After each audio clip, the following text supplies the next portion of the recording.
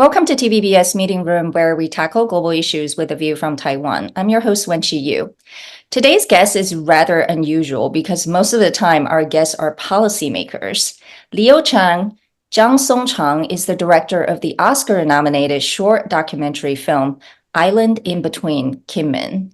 For those of you who haven't seen it, go to New York Times website and you find it online. It's about 20 minutes, very easy to watch. But more importantly, today, we want to hear directly from Leo, the story behind making Kinmen, and what he hopes to accomplish through the storytelling of this island. So welcome, Leo. Thank you, Wenqi. Very happy to be here. So how did this film come about? I have been working with CNEX, which is a foundation and production company here in Taipei. They have been hosting an annual pitching forum for documentary filmmakers in the Chinese diaspora, Taiwan, China, and other Chinese folks around the world. And I have been their basically mentor for those forums for a while for the producers that come to pitch the project. But in 2020, the CEO of CNEX, Ben Chiang, also decided that he would like to research a slate of projects, basically nonfiction projects like a series, feature-length documentary, short-form documentary, to tell Taiwanese stories for the international audience. And so I came on board to develop these ideas with them. And I happened to have visited Kinmen in 2020 as well, because during that time in Taipei, it was very difficult to travel internationally, and everybody basically took domestic trips. And my father had actually served in Kinmen as for his mandatory military service. So I was kind of mesmerized by Kinmen. I think like most Taiwanese people, we've all heard about Kinmen, but very few of us actually been there. So after going there and then realizing also Ben had just gone there, the two of us decided that this was going to be a really interesting project to pursue. And I wanted to come on board as the director. So you visited Kinmen. Was it because it was during COVID and, kind of an interesting place to visit? What was the reason? Yeah, that was really pretty much it. I have been fascinated by Kinmen for a long time, and sort of never really felt like the right opportunity to go there. I think like most Taiwanese folks, when you have the opportunity, what you do is you go abroad, right? But sort of luckily, in some ways, because of the restrictions, it made Kinmen such an appealing choice to go and check it out. So the first trip really was a purely travel as a visitor. Tourist. Yeah, exactly. Did you go with your parents? I did when I went with my parents, and some of the shots that you see in the film with my parents were actually just home video shots that I took on that first trip. I thought they actually went with you for the filmmaking. So it was actually from the very first trip. Yeah. I mean, the film is for me, it's interesting in a way because it's really a combination of the material that I capture with a full crew, a professional crew, but also with a bunch of home video images, both from recent past, but also from when I was much younger. Yeah. I want to sort of talk a little bit about that, right? Even though the movie is called Kinmen, Island in Between, anyone can tell it's really about you telling a story about yourself, who's kind of caught in between, right? You were born in Taiwan. When did you move to the U.S.?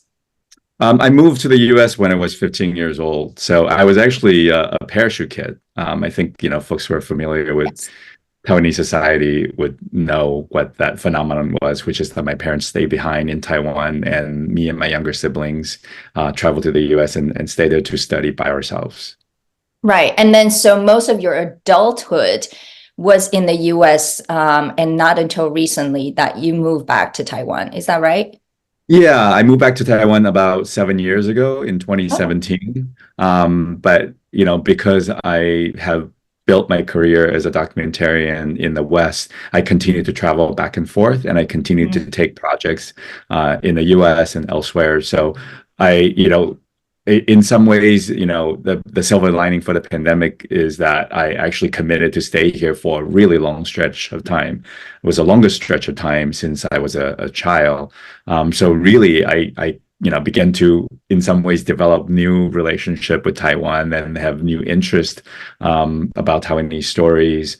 And also because, the world has become more interested in Taiwan, and I wanted to seize this opportunity to share my perspective, and which I think, because I am in this position of understanding the Taiwan culture and society, but also really understanding the US culture and society, that I feel like I was the right person to translate this story for the international audience.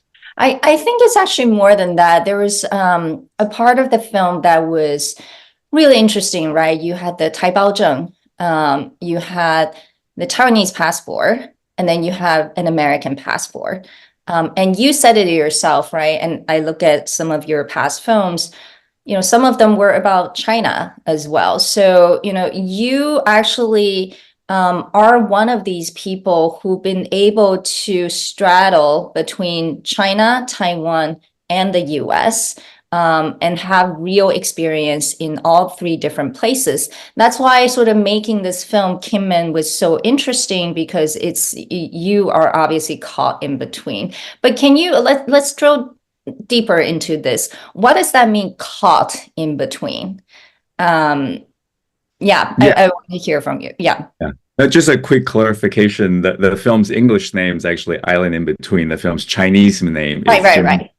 Yeah, so if you search, for the film in English, it's just Island in Between. I feel like my identity as a Taiwanese and as an American and as a Taiwanese American is one that continues to evolve. I think, for my generation, when I first arrived in the US, I really thought of myself and introduced myself as a Chinese American, because I think we all did. That's how we were taught. I think the Taiwanese identity, unlike, some other folks maybe in the US, my Taiwanese identity emerged later, or in become a much clearer shape later. But that also meant that when I started, being able to visit China, and was like a lot of people all over the world, and definitely in Taiwan as well, were fascinated by China, that added more complexity to my understanding of this very complex, tricky relationship that you were just describing between Taiwan and US and China. I think that in many ways, this film is about this, geopolitical situation across the Taiwan Strait that the rest of the world seems to be very fascinated about. But because of my particular background, I wanted to explore this from an extremely personal perspective, from my own perspective, from my family's perspective. And even though, my parents are Taiwanese, meaning that we're ethnic Chinese who's been in Taiwan for 7, 8 generations, I do maybe have a particularly complicated relationship with China, because I did spend, quite a bit of time there. I never lived there, but I've done many projects there as a filmmaker. I've taught there. My actually last independent feature-length documentary was made in Shanghai.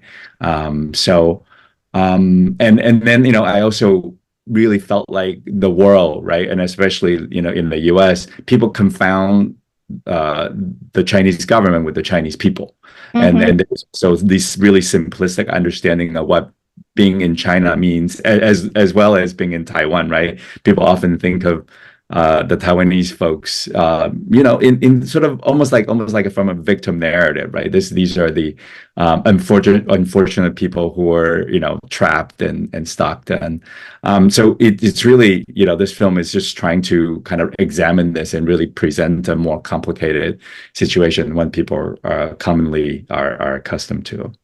And so through this process, what is your own conclusion, if there's any, or your own narrative of this complexity of, this Taiwanese identity, which I think more recently there's been more coverage in international media, especially because of, the past elections. But I think for a lot of people, even in the US who've been paying a lot of attention to China-Taiwan issues, that still seems like a relatively new thing for them to hear, which is somewhat of a surprise, I think, to a lot of Taiwanese people, probably.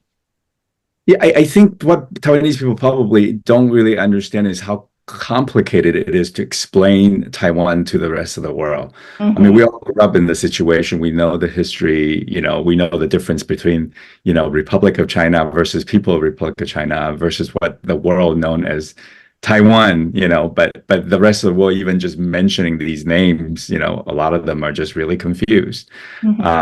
So I think in terms of the evolution of my own understanding of myself, my own understanding of the situation, I don't necessarily think there's a conclusion. I think what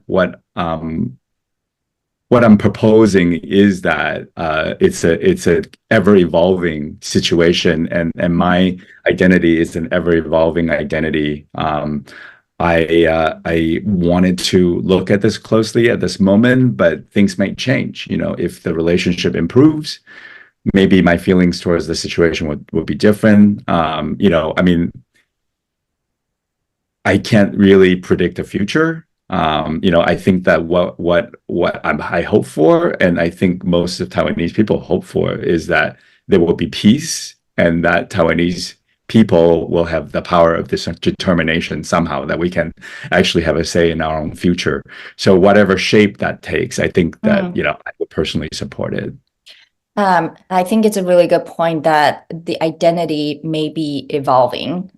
So it's not the end, right? Because I think a lot of people feel that this may be it, but it sounds like it's a fluid identity. Now, I want to point out two lines in the film that really left a strong impression on me when describing this US-Taiwan-China relations.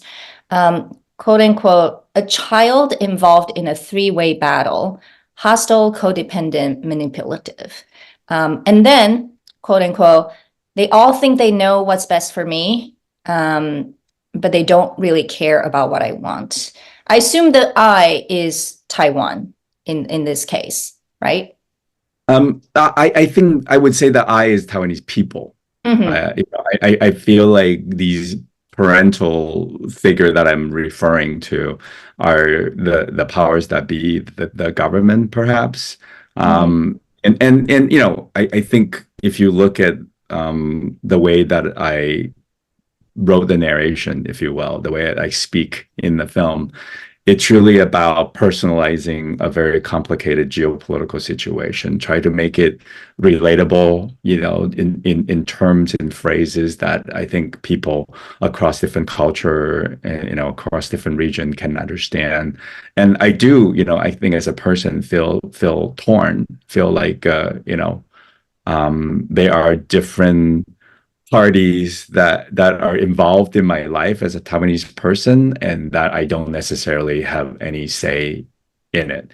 Obviously, as a Taiwanese person, we can have more influence over our own government's decisions and whatnot. But the way that, historically US has related to Taiwan, and definitely the way that Taiwan has related to China, I think using the term dysfunctional isn't necessarily an accurate way of describing it. And also so much confusing sort of performative way of acting out these relationships, right? It's like for the US part, there's only one China, but these are two different nations, for Taiwan and China, it's like, well, Taiwan would like to have the Chinese economy, as a market, but, we're not willing to, follow whatever the Chinese government wants. And for Chinese government, demanding that Taiwan be legally considered part of the territories, and also making these proposals that they obviously cannot follow through on, as evidence in the relationship that they've had with China, with Hong Kong, for instance. So, again, like layers upon layers, a very complicated relationship. And I think that I did choose to describe it as, like three-way custody battle between three parental figure. I hope it's appropriate. I think that it maybe achieves the effect. Maybe it is a way to simplify this really complicated relationship. But that is kind of the goal. I think that I wanted to be able to simplify the situation enough for those who maybe have not had much exposure to the situation, across the Taiwan Strait, to gain some, understanding, to have a glimpse of what it might be like, what it might feel like. Feeling and emotion is being the key in this situation. And do you feel that Taiwanese people know what they want? I don't know if I should be speaking for the whole entire Taiwanese people, right? I think anecdotally, I don't know anybody who does not want peace. I don't know anybody who wanted, sort of stronger confrontation. I think people want here where people want everywhere else, which is to have, some stability, security, some a safe environment to build a family, to have some certainty in our future, right? And whatever that means, in terms of the policies. I don't know. I guess what I'm saying is I don't know most Taiwanese can translate what they want as an individual into what can be done, from the government's perspective. And what do you want, right? There's a reason why you're making this film, and I feel like the film is a statement about the way it is right now, which is not ideal. Clearly, you can tell from the film. And so what is your statement, I guess? What do you want the world to learn from this film? I guess, for me, there are two answers, right? I think that there's the reason why I made the film. What do I want people to get out of the film? Which really is just, I wanted to stimulate some curiosity from the audiences outside of the region. So they will actually, want to learn more about Taiwan, that this is a glimpse of the situation, to complement all the journalistic coverage out there about the Taiwanese situation, some of which might be a little bit more heightened than the locals would like. But I think that this will kind of, give them a little bit of a look into what it might be like to be a Taiwanese person at this moment. In terms of what I want, for the society, for the country, I just really feel like this is about the right for self-determination. That what I want is for the Taiwanese to be able to have what they want as a collective group of people. If the Taiwan have an election and it votes for something tomorrow, I want that something to happen, instead of having it being tempered or adjusted because we're too afraid of offending somebody, or that there will be consequences that is outside our control. So I want Taiwanese people to be able to set their own goals and build their own futures. Well, I think there are so many facets of this film, even though it's not even 20 minutes. And there are two women, in your film, and they're from China. I find it quite fascinating. I actually would have loved to hear more about their stories. Can you just kind of share with our audience why you also profiled them? They're from mainland China, right, in this film. And, what did you hope to sort of convey through them?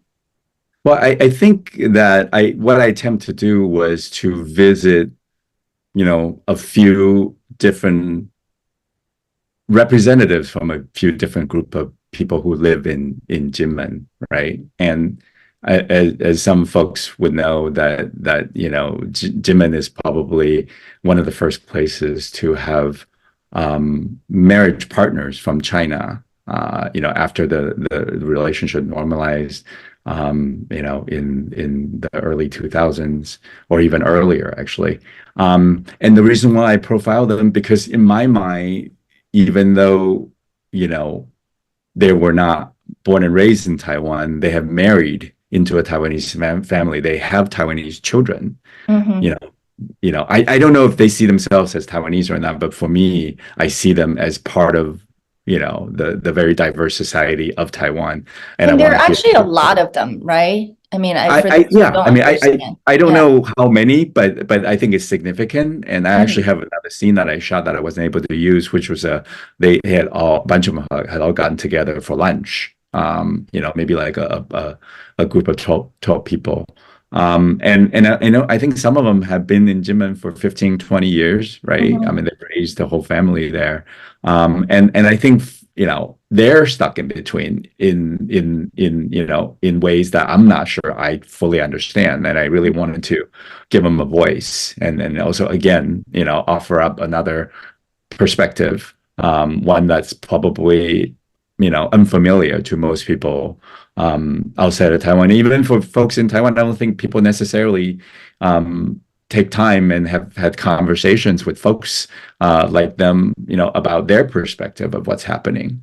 So I was personally very interested as well, and I'm glad that I was able to capture that, fairly simple, but I think it's quite meaningful and insightful interaction that they had. Yeah, absolutely. And do you feel like, that people living in Kinmen actually see themselves anything different from people living in the main Taiwan island? Again, I think this is from my personal observation. It's, by no means meant to speak for the Kinmen people or represent Kinmen people. But I do think there is a sort of on average, right, predominant attitude, if you will, have a different perspective in Kinmen than from the main Taiwan island. I mean, just the fact that they have, relatives and they're so close, that the physical distance, the fact that it was one sort of lived environment before this war, this sort of man-made thing separates it from each other, from Xiamen, specifically.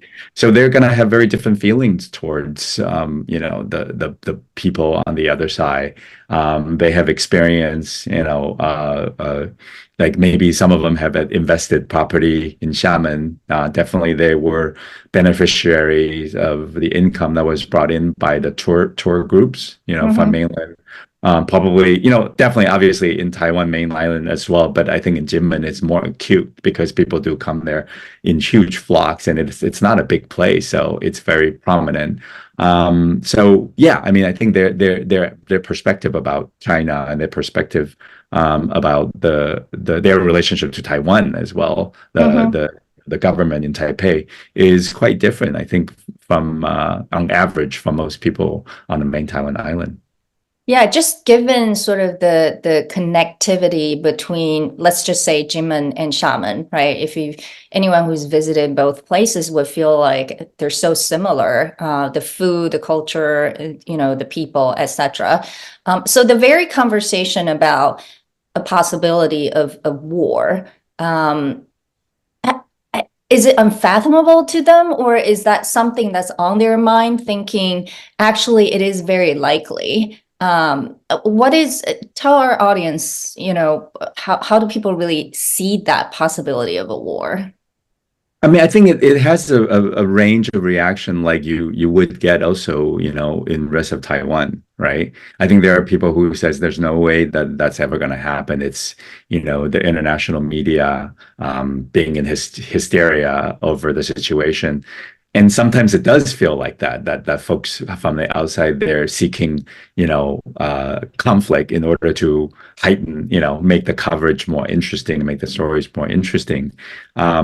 But at the same time, I've definitely heard people say things like, well, if you look at history, this is how China works, that oftentimes the territory expands and contracts and expands and contracts.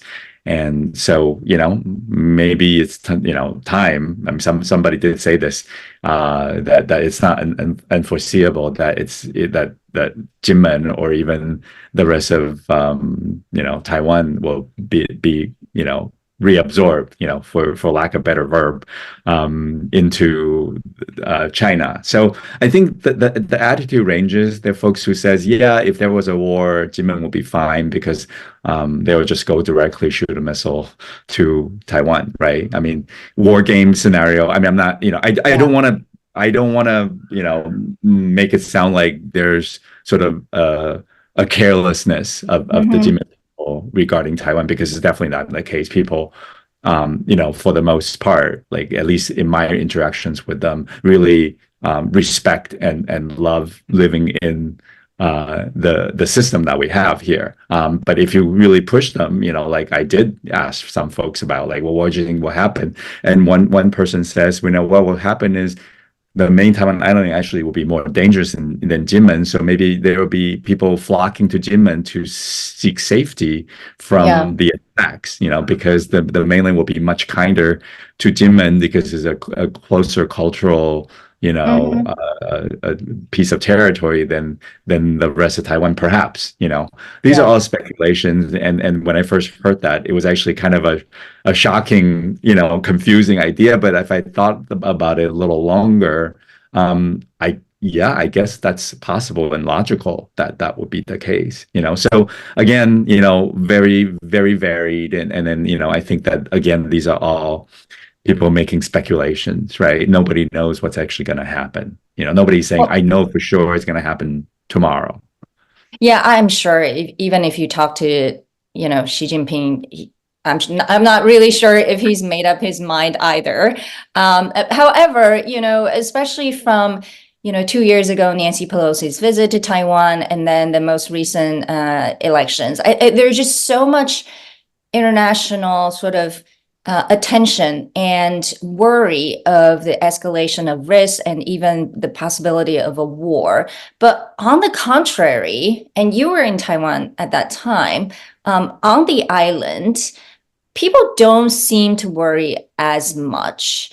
And so how do you explain that discrepancy? And it's not just about people in Taiwan. Actually, from what I know, and by talking to a lot of people who live in China, they are also less worried about the possibility of a war.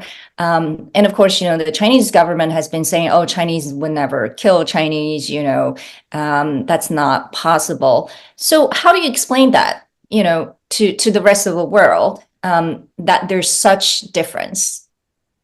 Well, I mean, I think the big problem here is that the Chinese government, the Xi administration, is so opaque that there's no pattern to be able to analyze and come to some kind of educated guess as in, what the next actions will be.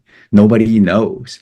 And I can see why, people in Taiwan, my neighbors and, people I come in touch with during the day, to think that it's not possible, because we've grown up in this for the last, we lived in this for the last 70 years, for several generations, constant possibility of something bad happening.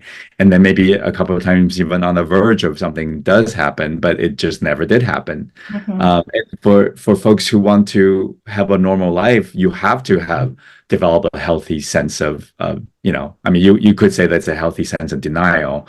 Some might say that this is actually the logical, educated, attitude from living here and experiencing it for a long time, is that there just is a lot of rhetoric and a lot of hot air and nothing will actually happen. I don't know, right? Like, I don't know if these folks are right. I don't know if all the pundits and scholars and people who study, who play out war games, they're thinking like the attack is imminent. It's going to happen in the next 2 years, the next 5 years. I don't know if they're right, and you're saying some folks in China says there's no way, but I've also had friends, who, from China, and then people, the Chinese friends in diaspora, who calls me and say, hey, you should think about getting some of your property out of Taiwan because it feels really scary right now, right? Yeah. I think that's the ultimate frustration, and I think that maybe that's the feeling that I'm trying to capture is like, what's it like to live under this limbo? And and in many ways, I'm actually really proud of Taiwanese people who, that how we be able to thrive and build this really, like great civil society, like become this economic powerhouse, even under this constant shadow of something could or could not, terrible that may or may not happen. But, nobody knows. Yeah. Well, this is fascinating.